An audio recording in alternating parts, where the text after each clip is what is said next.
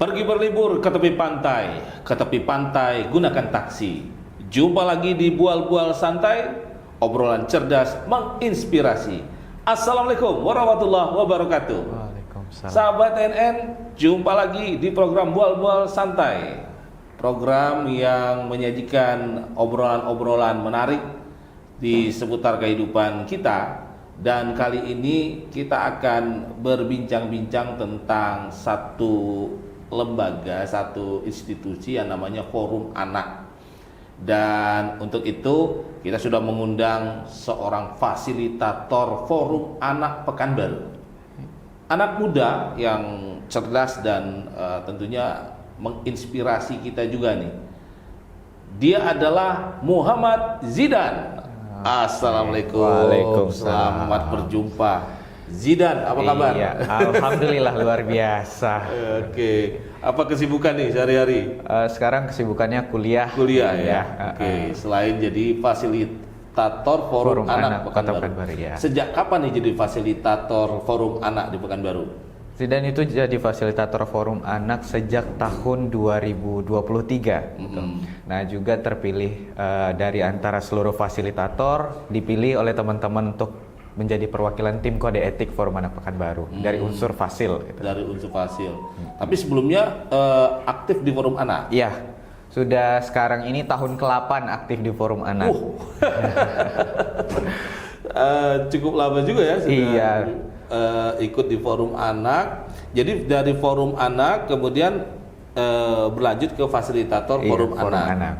Nah, kalau boleh tahu nih, bisa dijelaskan sedikit nggak? Sebenarnya Forum Anak dan fasilitator Forum Anak itu apa? Oke, iya. Secara umum fasilitator dan Forum Anak itu sebenarnya sama gitu, satu kesatuan, satu lembaga gitu, satu organisasi. Tapi yang membedakannya adalah peran dan juga usianya gitu.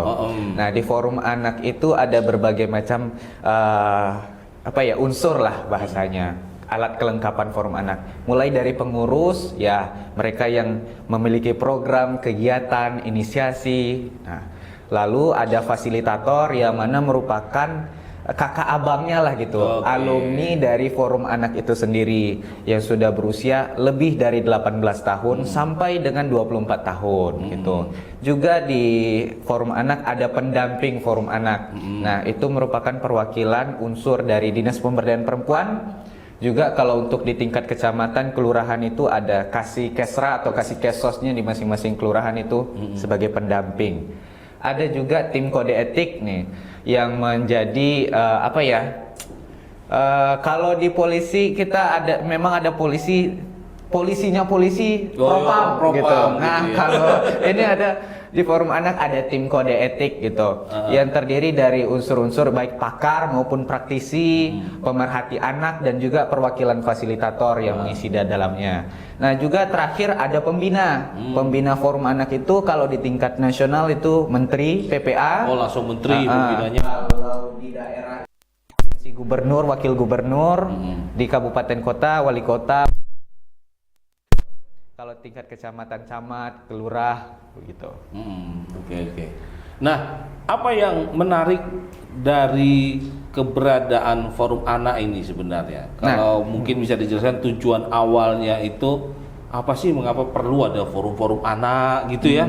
Kan anak-anak itu bagi orang dewasa, orang tua ya udah urusan kami lah yang ngurus anak gitu. Iya benar-benar. Alasan adanya Forum Anak itu kembali lagi pada prinsipnya karena Zidan ini mahasiswa perencanaan wilayah dan kota gitu ya. Nah, kalau ditarik dari segi perencanaan wilayah, untuk siapa sih kita merencanakan pembangunan itu? Pastinya untuk anak-anak. Pertanyaan yang menikmati adalah anak-anak di masa yang akan datang. Tentu bagaimana kita bisa memastikan anak-anak dapat menikmati sesuai dengan kebutuhannya kalau kita tidak melibatkan nih. Iya. Apa yang dibutuhkan oleh mereka kita nggak dengar nih gitu. Partisipasi, saran, aspirasinya. Itulah mungkin dasarnya terbentuk Forum Anak ini sebagai jembatan bagi pemerintah kepada anak untuk dapat menyalurkan aspirasi, terus masukan, saran terkait apa yang diperlukan terkait pembangunan, terus juga hak-hak anak apa saja yang belum terpenuhi. Itu jadi concernnya terbentuknya Forum Anak.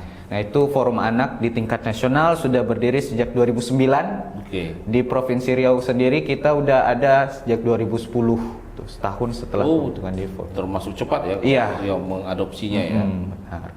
Tapi dulunya Forum Anak itu kalau di tingkat provinsi dibentuk oleh LPAI. Tuh. Oh, Lembaga Perlindungan Anak ya. Iya, bersama Dinsos. Pada saat itu belum ada Dinas Pemberdayaan Perempuan di tingkat provinsi, makanya LPAI dan Dinsos lah yang membentuk gitu. Begitu juga dengan Forum Anak Kota Pekanbaru gitu. Awalnya dulu Forum Anak Kota ini ada di Badan Pemberdayaan Perempuan dan KB kalau nggak salah dulu. Nah, barulah sekarang ada DP3A, berubah lagi jadi DP3APM gitu. Pemberdayaan masyarakat juga ada di sana. Oke.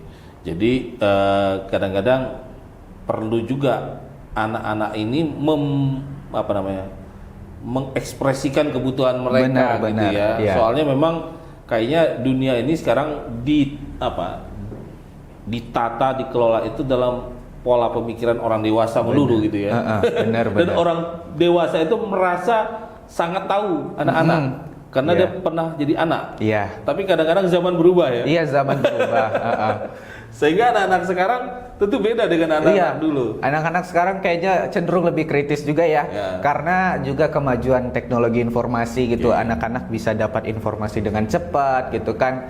Di satu sisi dampak negatif pasti ada gitu ya. Kita nggak bisa ngefilter apa yang menjadi konten yang bisa dilihat oleh anak gitu. Tetapi di satu sisi anak-anak sekarang cenderung lebih aware, lebih peduli terhadap lingkungannya gitu. Mereka lebih bebas menyuarakan pendapat dan apa yang diperlukan oleh mereka gitu. Oke.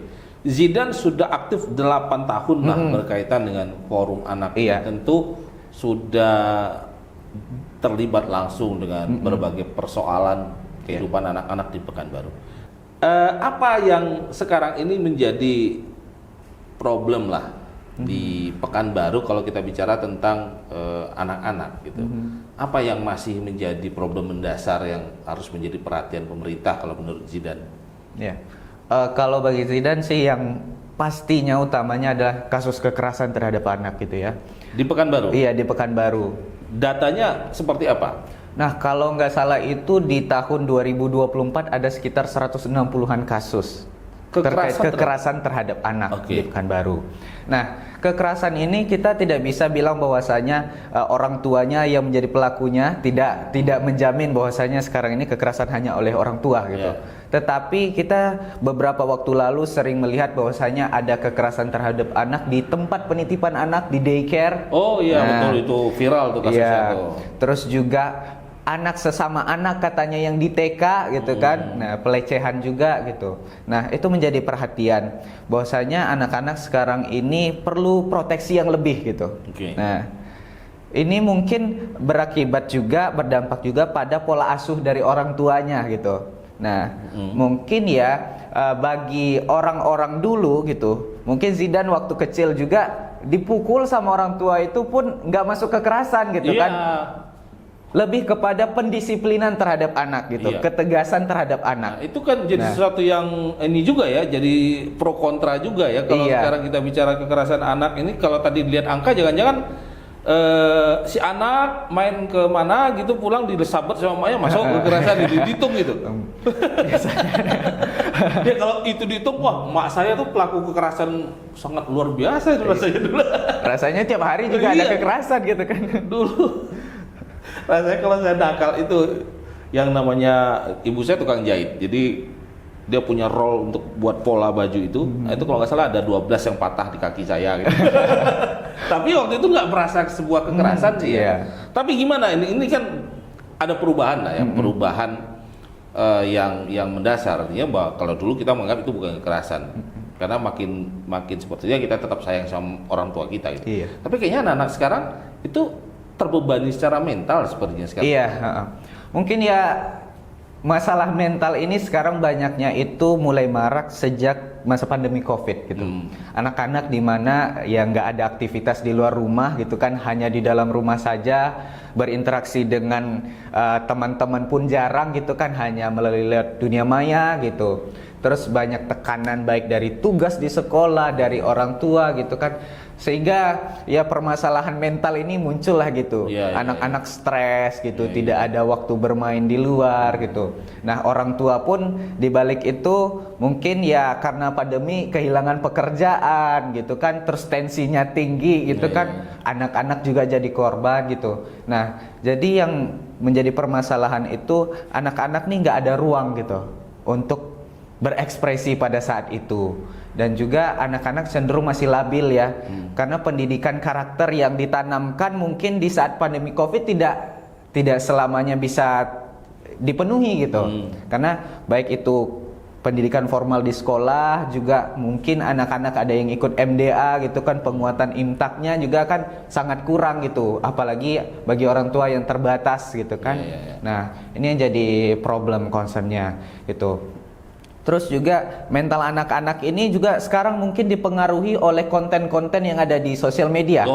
Ya betul. Sedikit banyaknya sosial media tuh memainkan peran terhadap perasaan dan pikiran anak-anak gitu. Jadi apa yang rasanya lagi tren sekarang ini gitu kan, itu yang diikuti oleh anak-anak gitu. Nah, itu yang menjadi pemicu bahwasanya anak-anak sekarang ini sebenarnya kehilangan jati dirinya. Jati diri mereka ya. Iya. Mereka lebih cenderung mengikuti gaya yang ada di sosial media atau yang lagi tren saat ini gitu. Jadi itu mungkin perbedaan ya, bahwa anak-anak dulu mungkin kalau mengalami didikan yang keras dari orang tua, mereka relatif mentalnya kuat. Mungkin tidak merasa itu sebagai satu persoalan besar gitu. Tapi kalau anak-anak sekarang begitu mengalami kekerasan, sangat rentan gitu ya. Sehingga itu perlu memang betul-betul pendampingan ya. Karena juga kan sekarang anak-anak bisa aja mencari mengapa kekerasan terjadi gitu kan, terus bagaimana cara melaporkan kekerasan, dengan mudah gitu bisa mendapatkan ini. Apabila dipukul orang tua apakah termasuk kekerasan, bisa aja dicari di Google kan. Nah, jadi hal-hal yang semacam ini mestinya anak-anak pun harus banyak belajar dari teknologi informasi ini gitu. Mereka harus bisa saring sebelum sharing itu gitu.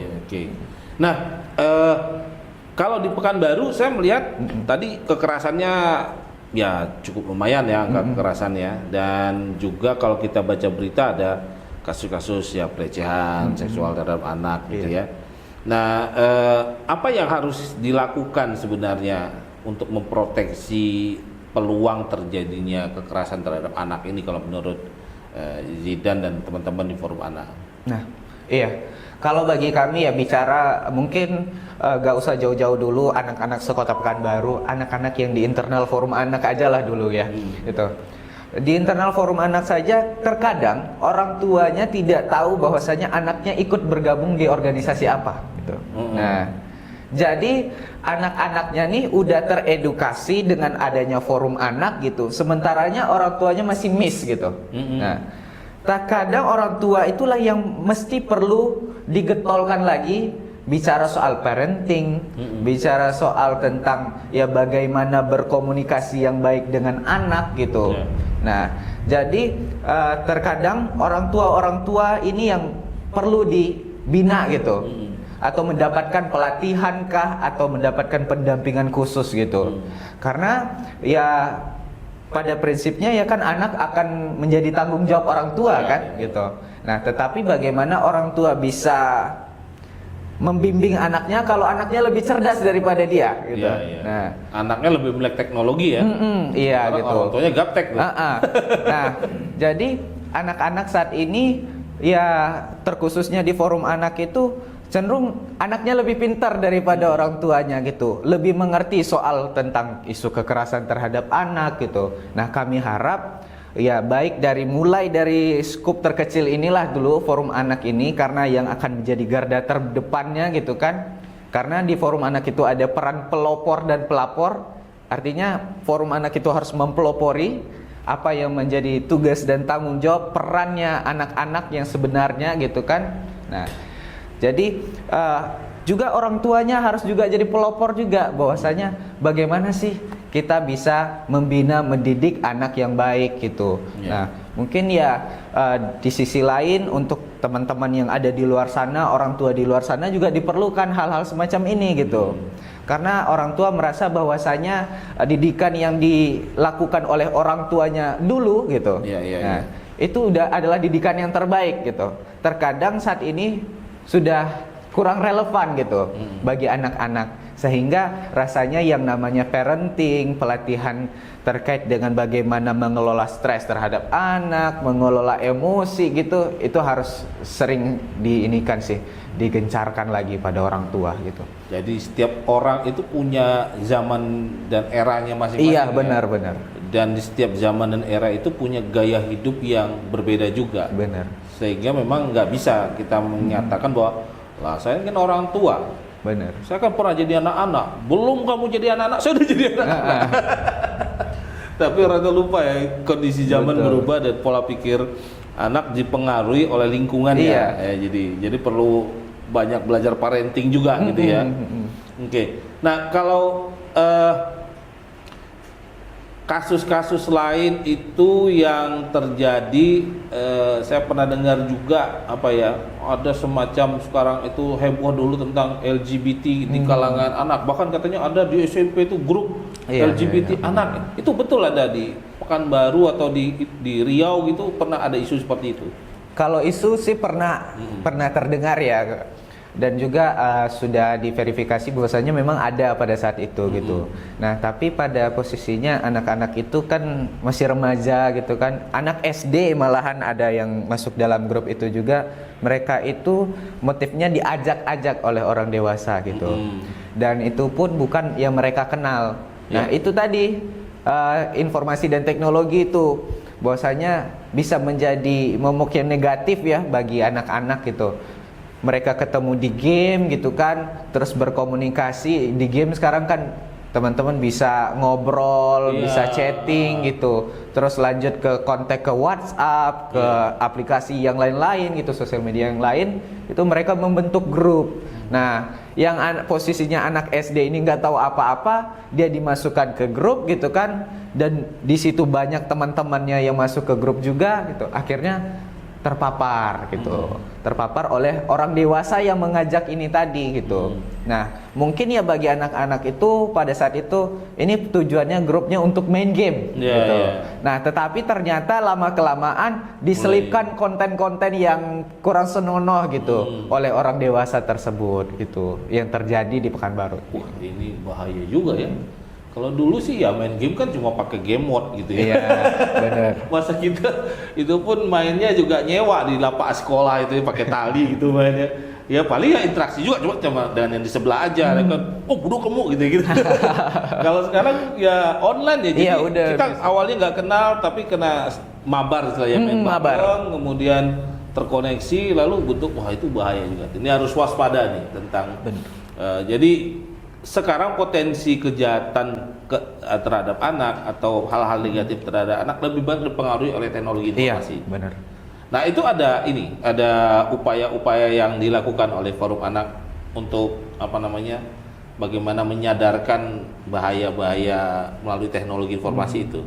Iya, karena peran Forum Anak itu sebenarnya ada dua, pelopor dan pelapor yang tadi gitu. Kita mungkin itu masuknya ke bagian pelopor gitu. Karena bagaimana kita bisa mengedukasi teman-teman gitu kan, kalau kita tidak turun langsung gitu. Nah, kebanyakan sekarang ini program Forum Anak Pekanbaru khususnya itu lebih ke fokus ke sosialisasi dan edukasi anak-anak yang ada di sekolah terkait penyadaran bahwasanya internet itu sebenarnya bisa dimanfaatkan secara positif, bisa juga negatif gitu. Nah, juga kita Forum Anak Pekanbaru pernah bekerja sama dengan Bully ID gitu. Nah, salah satu NGO yang didanai oleh US New Zealand juga gitu kan. Bahwasanya ada kegiatan pelatihan khusus untuk orang tua dan guru-guru sekolah dasar gitu dan TK terkait dengan cyber security gitu. Keamanan anak di media digital juga diperhatikan di sana. Dan anak-anak dibina langsung oleh Forum Anak gitu. Dan Bully ID melakukan pendampingan terhadap orang tua dan guru gitu. Karena biar bisa semuanya klop nih gitu. Iya. Tidak hanya anak saja yang sadar, tetapi orang tua dan guru yang mendampingi itu pun bisa teredukasi dengan baik gitu. Nah, di tahun ini kita berencana juga akan mengadakan sosialisasi juga kepada teman-teman di sekolah.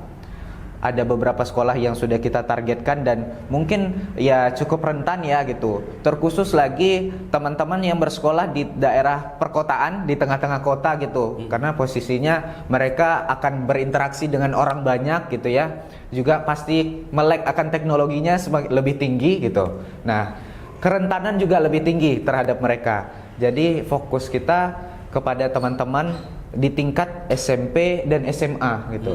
Karena yang saat ini banyak terjadi kasus tersebut kan di umur-umur segitu Iya, gitu. SMP, SMA awal ya. Itu.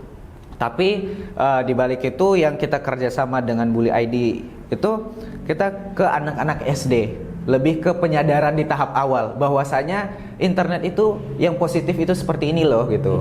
Ada loh yang tidak boleh kita sebarkan di media sosial gitu dalam berinternet. Tetapi kalau untuk di tingkat SMA dan SMK gitu maupun SMP, kita lebih fokus ke penyadaran di tingkat lanjutnya bahwasanya ini loh resikonya yang sebenarnya gitu. Karena di tahap awal kita tidak bicara resiko, kita hanya paparkan bahwasanya ini tidak baik gitu. Tetapi kalau sudah di tingkat SMA kita lebih ke fokus ini resiko yang akan kamu hadapi apabila kamu melakukan hal ini gitu. Nah, kita lebih memberikan penyadaran baik itu dari segi hukum, norma dan aturan yang berlaku gitu.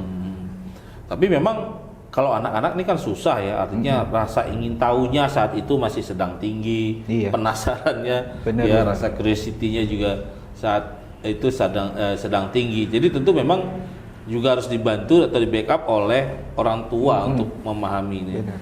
Nah, tapi kan sekarang anak-anak itu ya sejak kecil sudah dibekali orang tuanya gadget ya. Itu sebenarnya kalau dari pandangan di forum anak, usia berapa sih sebenarnya anak-anak boleh punya gadget sendiri gitu, ada dikaji gak gitu?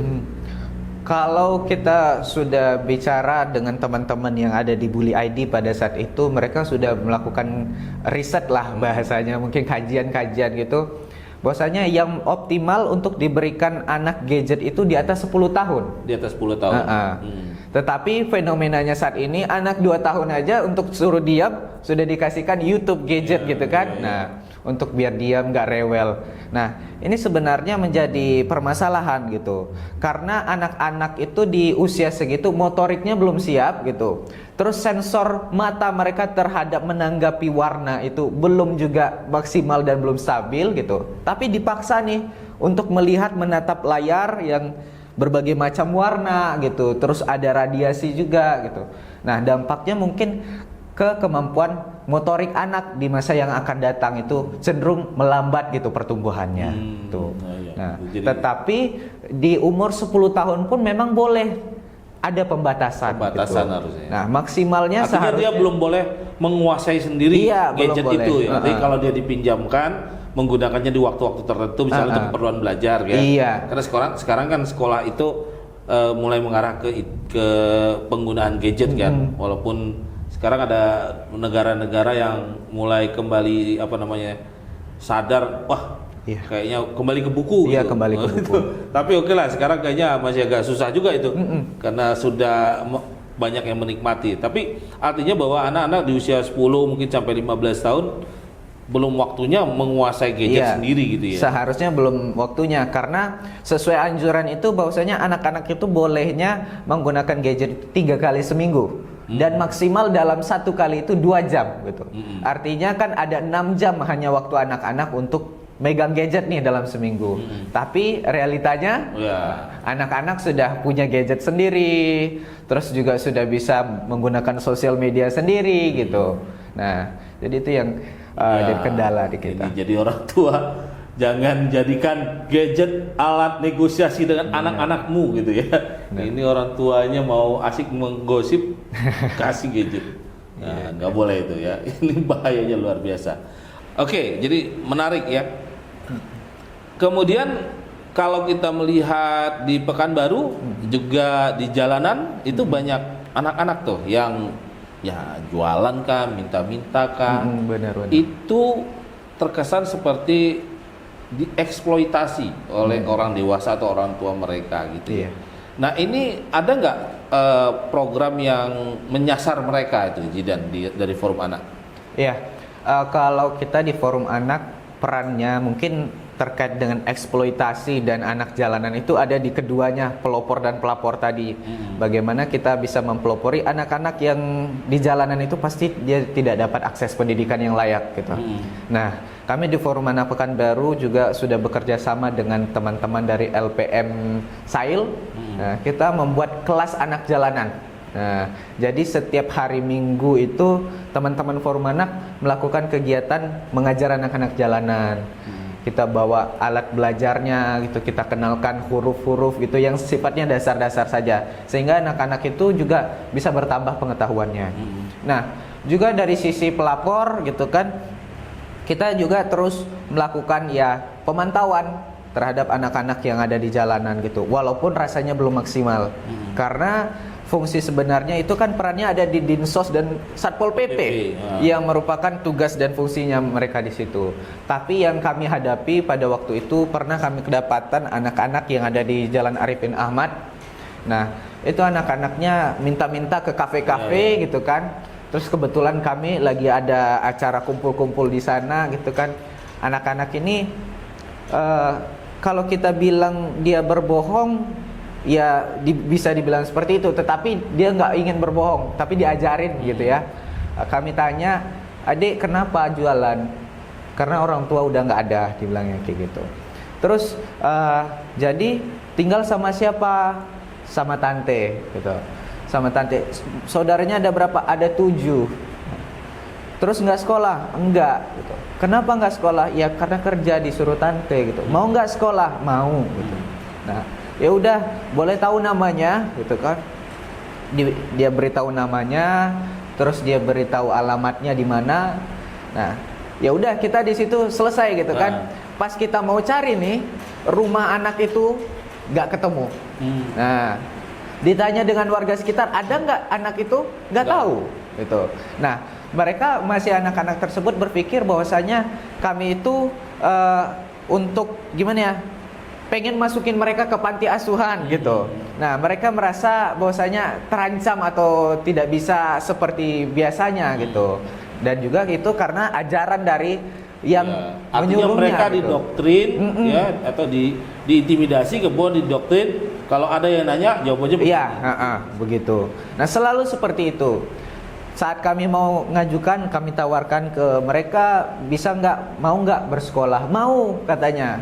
Kami sudah coba hubungi dari dinas pendidikan gitu kan, bisa nggak kira-kira kita masukkan ke sekolah atau dapatkan mereka paket gitu kan. Nah, bisa kata dinas pendidikan.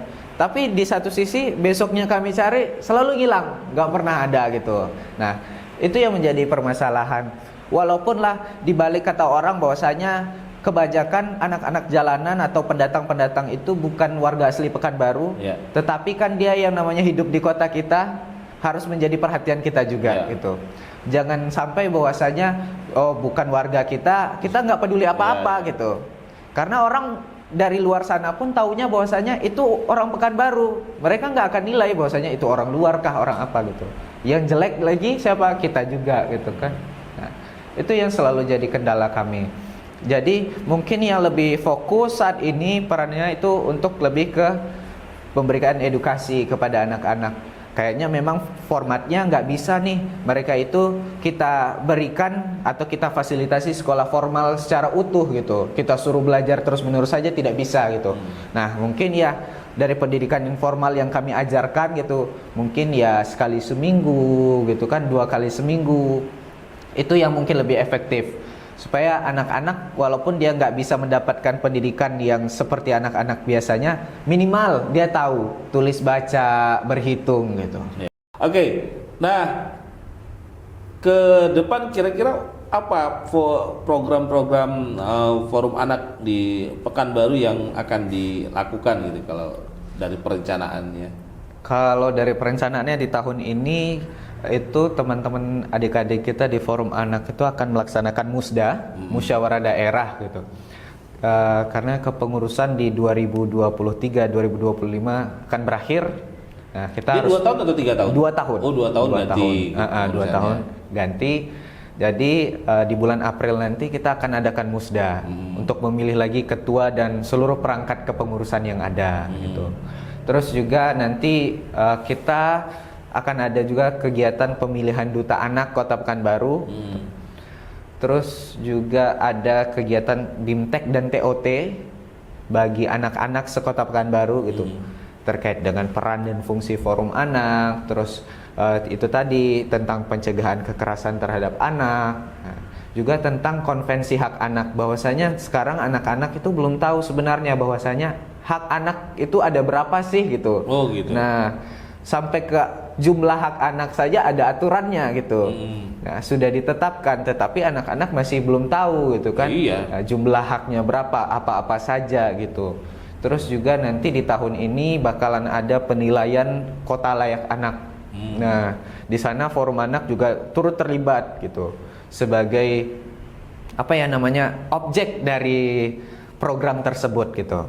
Pekanbaru itu sudah masuk kategori kota layak anak. Nah, kota layak anak itu ada tingkatannya. Mulai dari Pratama, Madya, Nindya, Utama, barulah yang memang KLA kota layak anak beneran gitu. Oke. Sampai saat ini di Indonesia belum ada yang KLA. Nah, tetapi untuk tingkat utama banyak gitu. Di Provinsi Riau itu ada 1 daerah yang sudah tingkat utama, Kabupaten Siak. Tuh. Oh, iya. Sementara Pekanbaru kita ngestak 4 kali berturut-turut di Nindya gitu. Nah, jadi Nindya itu urutan keberapa itu? Nindya itu urutan ketiga gitu. Jadi tingkatan dari ketiga. yang kota layak anak, Utama, terus Nindya, Nindya, Madya, Pratama. Nah, kita masih di tengah-tengah. masih nih. tengah-tengah lah tuh ya. Nah, tuh. Nah, itu apa yang menyebabkan sulit naik kira-kira kalau dari penilaiannya? Ya, bicara dengan kota layak anak, pastinya penilaian ada indikator, ada eviden ya, Pak. Bahwasanya di kota layak anak itu ada sekitar 26 indikator. Gitu. Banyak ya. Yang terdiri dari 6 klaster. Ada 5 klaster hak anak, 1 kelembagaan gitu. Nah, di kelembagaan ya mungkin peran pemerintah terkait kebijakan, penganggaran gitu, terkait dengan kota layak anak. Terus yang 5 ini bagaimana sih kota, pemerintah dan seluruh stakeholdernya menjamin hak sipil dan kebebasannya anak-anak gitu. Nah, terus juga ada tentang lingkungan keluarga dan pengasuhan alternatifnya seperti apa. Yang ketiga ada kesehatan dasar dan kesejahteraan anak itu seperti apa. Yang keempat ada pendidikan, pemanfaatan waktu luang, kegiatan budaya anak-anak sudah terperhatikan atau belum. Sampailah kelima yaitu perlindungan khusus bagi anak-anak yang berhadapan hukum, anak-anak memerlukan perlindungan khusus, anak-anak korban bencana gitu. Itu menjadi instrumen juga dalam penilaian KLA gitu. Nah, sampai saat ini mengapa sih Pekanbaru itu masih belum bisa mendapat predikat kota layak anak tingkat utama maupun yang kota layak anak beneran gitu.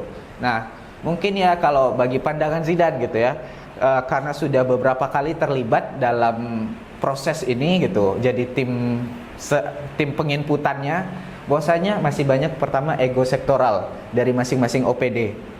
Yang namanya kita mau dinilai, otomatis kita perlu data. Datanya bukan hanya database di Dinas Pemberdayaan Perempuan saja. Toh Dishub juga berkaitan dengan kota layak anak apa? Zona aman selamat sekolah gitu. Puskesmas di Dinas Kesehatan apa sih perannya? Terkait posyandu, gizi anak gitu kan, pemberian makanan tambahan. Itu juga jadi kalau Dinas Lingkungan Hidup itu ada juga. Dinas Lingkungan Hidup sebenarnya itu kan kalau di Pekanbaru mengurusi pertamanan juga. Nah, bagaimana Dinas Lingkungan Hidup itu menyiapkan ruang terbuka hijau bagi anak-anak. Nah, di Pekanbaru ini agak kurang ya. Iya. Taman-taman bermain anak yang memang betul-betul buat anak-anak itu nyaman. Menariknya di Pekanbaru ini sebenarnya kita punya RBRA ruang bermain anak yang sudah terstandarisasi oleh Kementerian PPA. Oke, di mana? Di tahun 2019 itu yang terstandarisasi Taman Kacamayang. Nah, RTH Kacamayang. Iya. Nah, tapi di tahun 2022 standarisasi itu berakhir. Nah, dan harus diperpanjang lagi gitu. Nah, sampai saat ini kita belum ada memperpanjang standarisasi itu. Karena mungkin ya PR kita kesiapan sarana, Iya. juga tidak boleh ada sarana-sarana yang membahayakan bagi anak gitu. Iya. Nah, sebenarnya penggunaan pagar-pagar besi yang runcing itu di dalam taman pun tidak diperbolehkan itu. Nah, karena membahayakan juga bagi anak gitu. Nah, itu yang membuat kita di tahun ini, tahun sebelumnya mengusulkan sertifikasi tidak belum bisa naik Iya. peringkat ya. Betul. Ya, ini mungkin PR untuk pemerintah Kota Pekanbaru, terutama nanti di kepemimpinan wali kota yang baru.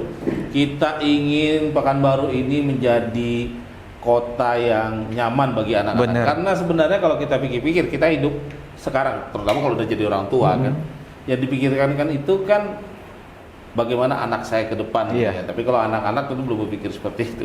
Karena itu kita harus berpikir bahwa pembangunan yang kita lakukan sekarang sesungguhnya bukan hanya untuk kita saja, Iya. tapi juga untuk Untuk anak-anak anak-anak kita, gitu ini kan. saya akan datang. Jadi kebijakan yang dibuat pun baik di DPRD Kota Pekanbaru, pemerintah Kota Pekanbaru itu sudah harus berpikir bagaimana memenuhi standar-standar kota layak anak. Betul. Setuju ya? Setuju banget. Oh iya Pasti. dong. Baik, sahabat TNN Channel. Demikian bual-bual kita bersama Muhammad Zidan, fasilitator Forum Anak Pekanbaru. Banyak hal yang menarik dan inspiratif ya dari apa yang dia sampaikan. Mudah-mudahan ini jadi bahan pemikiran kita bersama dan bukan hanya difikirkan, tapi mari sama-sama kita carikan solusi dan action bersama untuk menjadikan Kota Pekanbaru menjadi kota layak anak yang sesungguhnya. Terima kasih, sampai jumpa lagi di bual-bual santai berikutnya. Assalamualaikum warahmatullahi wabarakatuh.